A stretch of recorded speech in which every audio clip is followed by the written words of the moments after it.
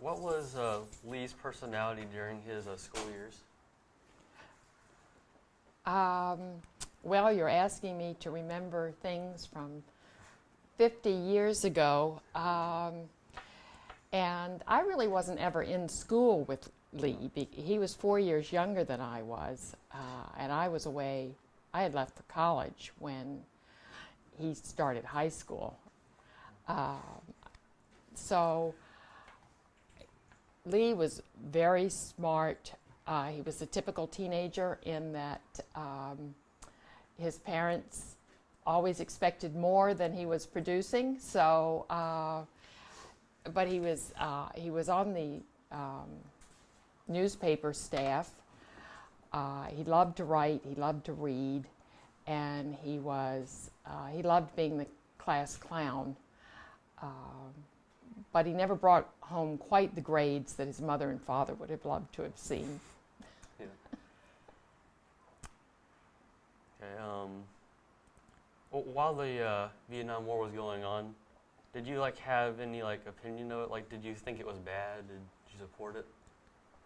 Well, I came from a military family, and I think that was ultimately why Lee went to the war. My father sailed for Europe for North Africa the night I was born, and then after, he stayed in the Army after the war, and so Lee and I both grew up in a military family. We lived all around the world. We lived in Europe. We lived in the Far East.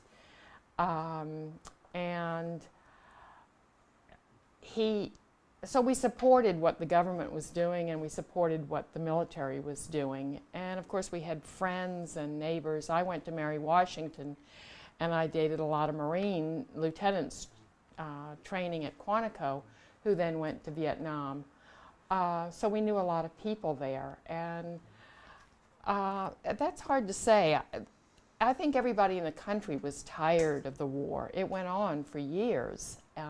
Looking at your dates of the young men, and over 10 years the war went on, and people were dying there. And we became tired, but we didn't, like the government, we didn't know how to extract ourselves from the whole mess. And yet for those of us who were involved and had friends, it was heartbreaking because people you knew were being wounded and killed, and you wanted to support them. That was one thing the Vietnam War taught the American public, was to divorce the warrior from the war in a way. The war is run by the government, and the warrior is to be admired for what he, today they're all volunteers, and I take my hat off to them. No matter whether the government is doing right or wrong, they're supporting their country, and they're supporting all of us. And I think that's how Lee felt. He wasn't, by the time he went, we were all disillusioned with the war, including most of the young men who served. But he'd gone to VMI, he supported his country, he wanted to make the military a career, and so he went. And he did his duty. And there's a lot to be admired in that, today and then. Okay. Was Lee involved in any clubs at school? Well, he was not a football player or basketball player, but I know he was on the newspaper staff. And when he was at VMI, he swam for the swimming on the swimming team at VMI. I don't know whether. And he was always on the swimming team at Queens Lake, where we lived, and he was also a lifeguard and a swimming teacher there.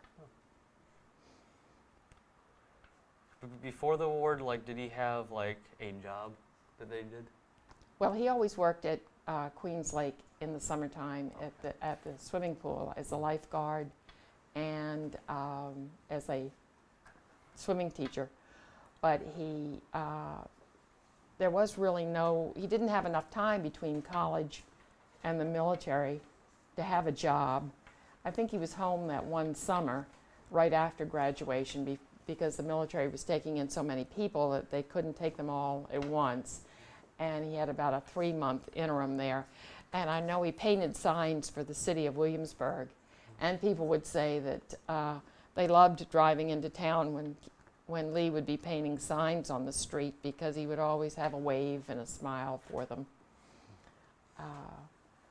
Early on in high school, Mr. Ben Scoten, who had developed Queens Lake, hired Lee to work on the landscaping crew. And my mother loved that because it kept him busy and out of trouble for the summer. Yeah. And Lee loved it. And the whole crew, except for Lee, were older African Americans. And he loved working with them. He had a great time that summer.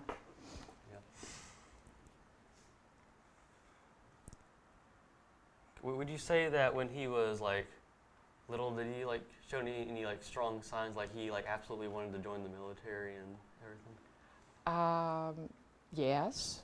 But of course we lived in that kind of an atmosphere, and during the Korean War, instead of being sent to Korea, my father was posted to Formosa, which today is called Taiwan. It's an island off the coast of China. And Lee was in the 1st grade and I was in the 4th grade when we went. So, and at that time we were subjected to occasional air raids by the Chinese Air Force. And so he grew up in a military atmosphere. He was a Boy Scout. And I think it was just, he always wanted to go to VMI. I think it was just something that was accepted, that was going to be a part of his life. I don't know that he would have made it a career, but it was something that was going to be a part of his life. Also, I remember you said that that he loved reading, right? Mm-hmm. Yeah. Were there any like specific types of books they liked reading, like types of books?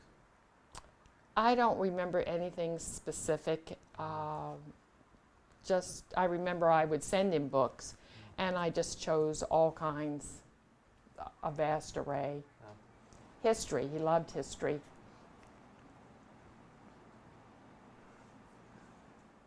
Did he like?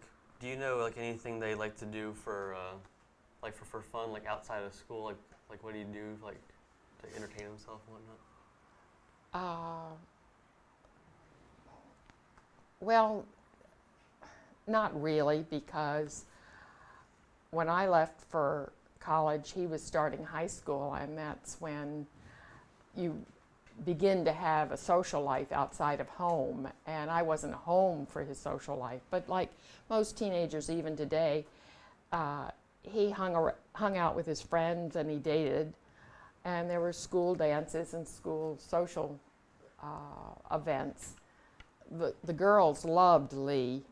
Lee was Lee was the type of person who, when he walked into a room, he became the focus of the room. He loved a party. He loved a good time. He loved people, and the girls gravitated towards him. We had my poor mother and father.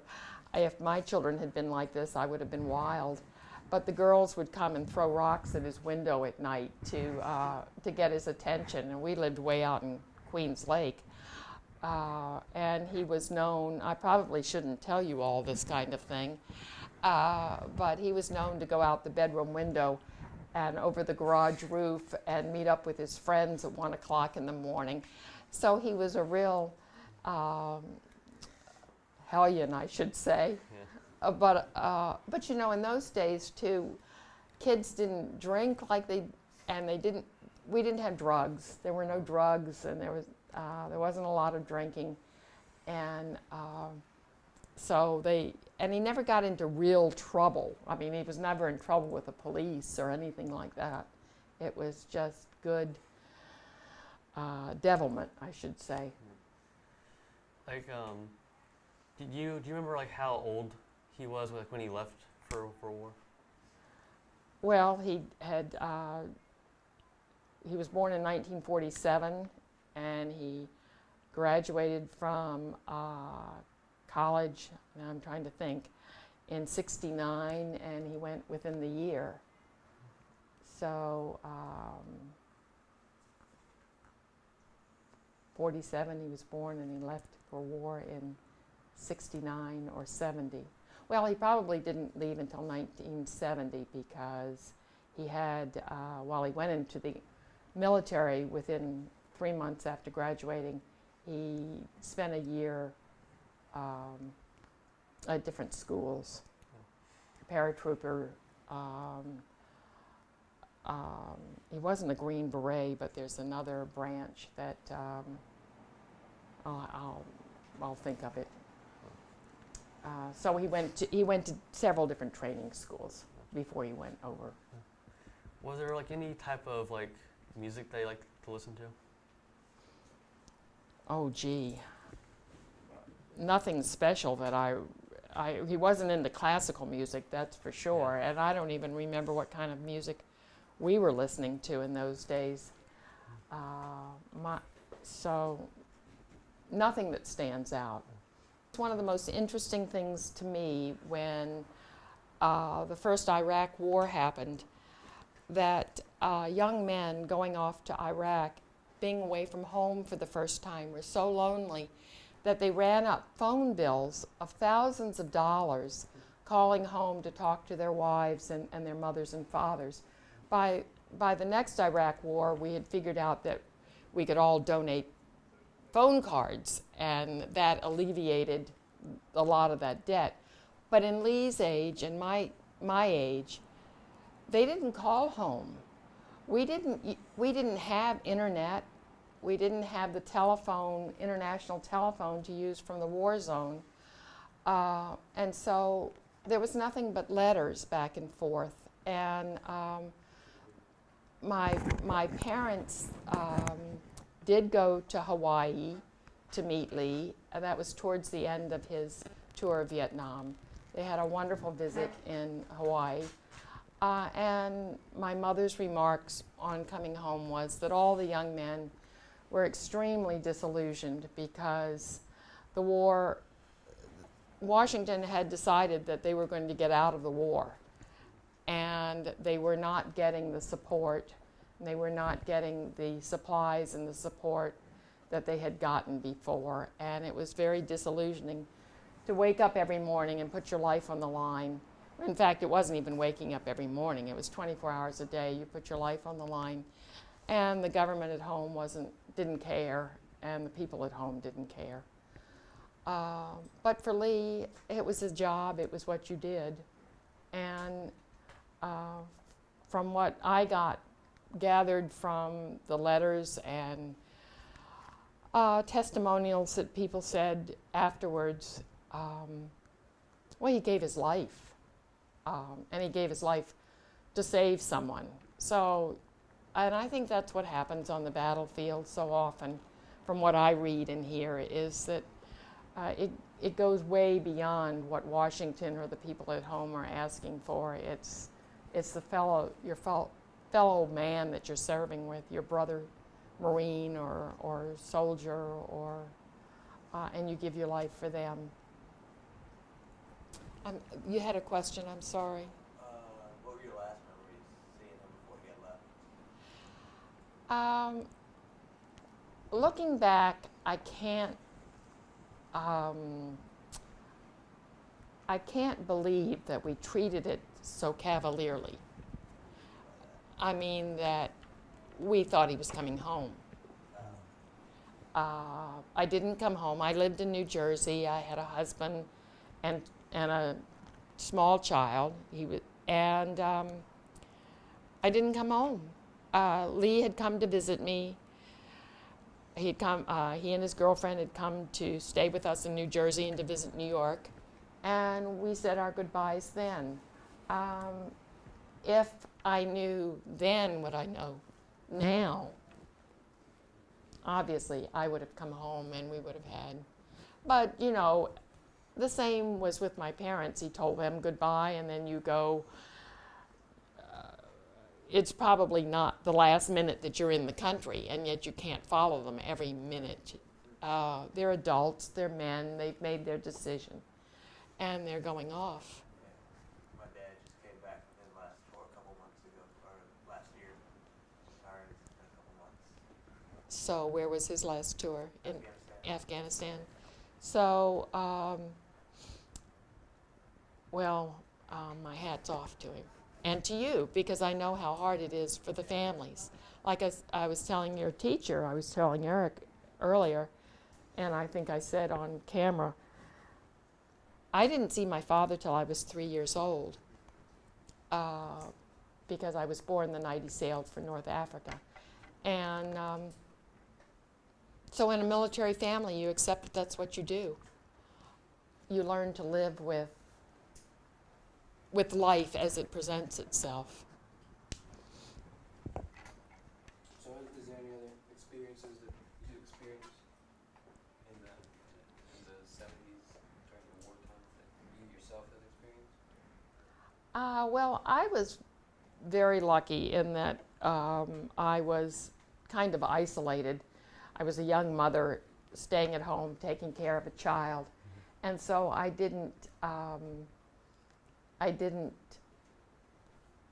wasn't the soldier getting off the plane being spit on.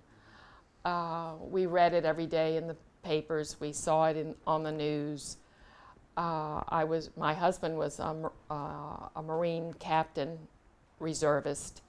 He went to every once a month. He went to train, and there was the possibility that he could be called up, but that was what was so different between Vietnam and Iraq, because they called up very, very few reservists during the Vietnam War. By Iraq, they were calling them up wholesale.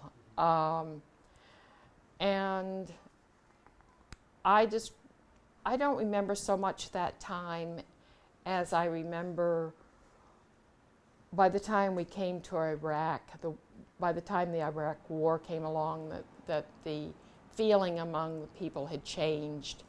And when reserve units were called up, people went all out in towns to make sure that the reservists went off with phone cards, with the equipment that they needed, and helped out with the families. Vietnam wasn't like that.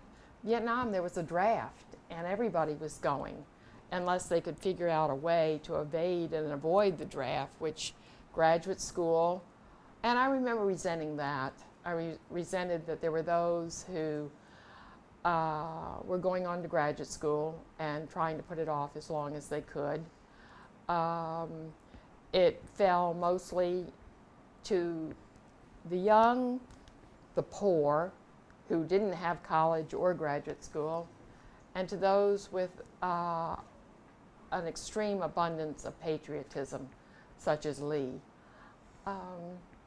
So even at that age, there were those of us who resented the fact that there were thousands who were avoiding it and evading it in a way, and we resented those who didn't appreciate it. I mean, I had no feelings for the kids who were rioting in the streets and on the campuses of the country, and that happened. And the National Guard was called out, and there were students who were shot by the National Guard rioting against the war. Was it sad? Yes. Was it very unfortunate? Yes. But would I have ever been in one of those crowds rioting against the war? Never. So I didn't have a lot of sympathy for them. I had more sympathy for the troops who had been called to fire on them, because they had to live with that the rest of their lives.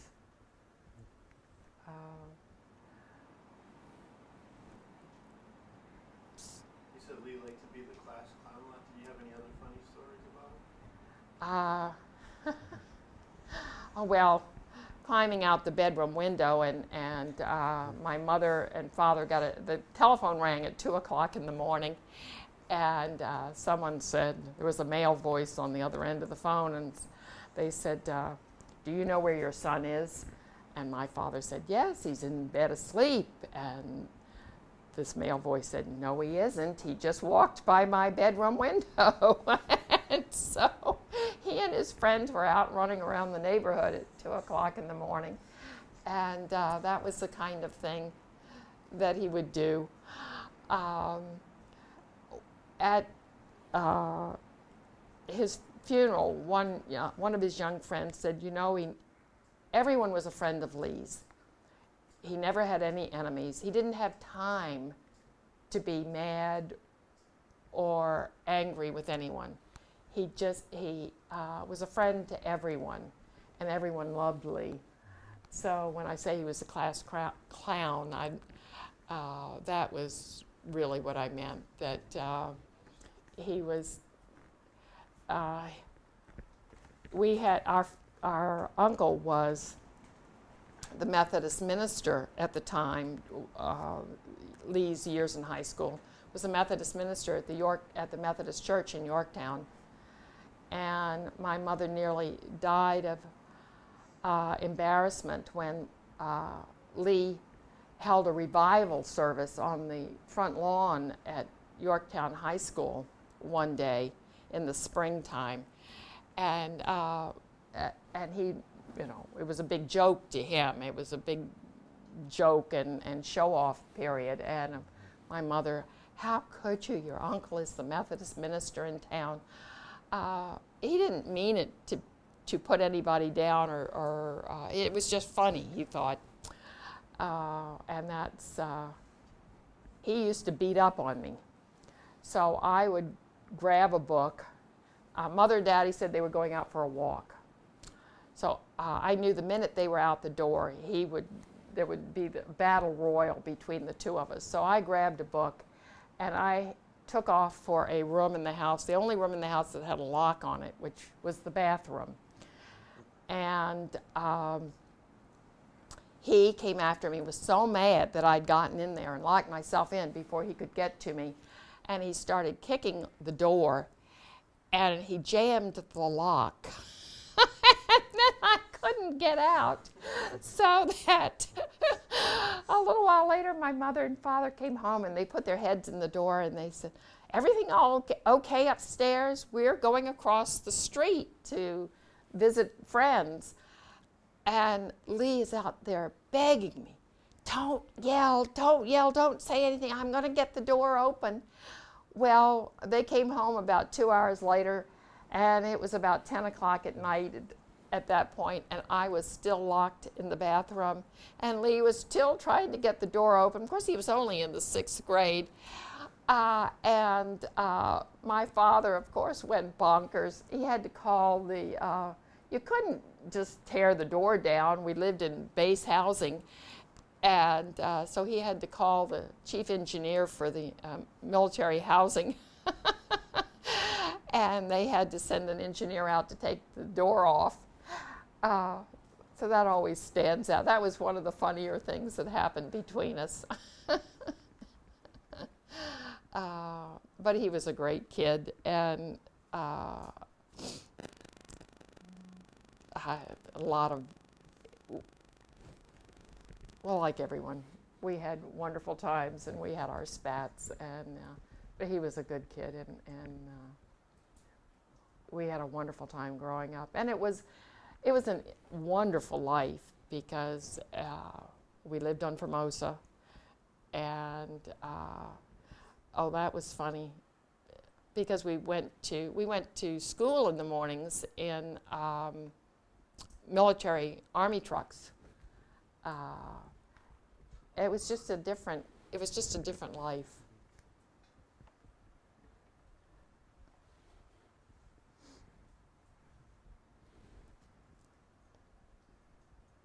You mentioned that your uncle was a minister. How important was faith to him as a person as he grew up and went away, especially? Well, faith, we were both, that's an interesting question. We, both of my parents were from Newport News, were born and raised in Newport News, and and their parents, while not born in Newport News, had lived there their whole adult lives. And they were all members of Trinity Methodist Church, which is one of the few churches standing downtown Newport News today. And Lee and I were both baptized and brought up in the church. We visited it whenever we were home because, like, we did not live here. We lived in Maryland. We lived in North Carolina, as my father was stationed at Aberdeen Proving Grounds in Maryland and then in Fort Bragg in North Carolina. And Lee joined the church, joined the Methodist Church when we lived in Germany. That was the age when you join and when you take instruction in the church. And there was a chaplain on the base. We lived in Benjamin Franklin Village in Mannheim, Germany. And there was a chaplain who was a Methodist. And he instructed Lee. And Lee joined then. We were a church-going family. He was involved in MYF.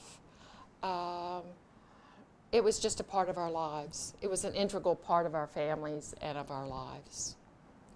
And of course, they say there are no atheists in foxholes, but I don't know that we ever really talked about it as adults. But it would certainly have been important to him. Can you tell us a little bit about your own story since his passing? Well, when Lee first died, I began to volunteer at the Red Cross in order to give something back to the military and to the country. That was very interesting because people, my job with the Red Cross was to be a liaison between military families and between the person in the military and their local families. If you, for instance, if you are wounded, if you are sick, or if you have problems, you can go in the military. You can go to your local Red Cross, and there's one on every base, and they will call the local Red Cross in the town where you lived. And I was the one who, on weekends or evenings, who would get the telephone calls, and then I had to just check the facts and get back to the base with the actual facts. So often young men would ask for emergency leave because their grandmother had died or their wife was sick or something like this, and I had to check the facts. I actually had a request that came in. The grandmother had died, and the funeral home said, well, not to their knowledge, the grandmother hadn't died. So anyway, it was very rewarding, though, because there were times when people were sick, when people were hurt, and I could facilitate the military person getting emergency vacation time to come home. I'm married. Lee was alive when I got married, and I married a Marine lieutenant. Well, by that time he was a captain, but a Marine lieutenant that I met at the Williamsburg Methodist Church. He was stationed at Yorktown at the Naval Weapons Station. And so everybody in the family had some kind of military connection. And my husband stayed in the reserves for 30 years. And then my son went into the Marines. So we have a strong military connection. But I have 2 children and 3 grandchildren, and a son-in-law and a daughter-in-law, and we live in Chicago. But I can say with absolute sincerity that not a day goes by that I forget, that I don't remember, and that I'm brought to tears by the waste of it. And not just for my brother, but for the others, and for the country of Vietnam. It was a terrible tragedy all the way around. And I think it was a tragedy for the American people. I don't know that I have any answers. The one good thing is that I do think that the majority of the American people feel differently about the military today than they did during Vietnam. They don't blame it on the military. The military in this country is an arm of the federal government, and the young men who volunteer to go do what they're told to do.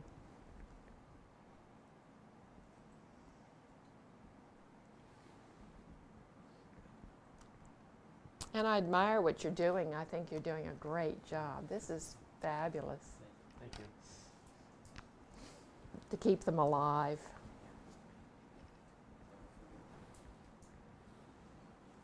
Any other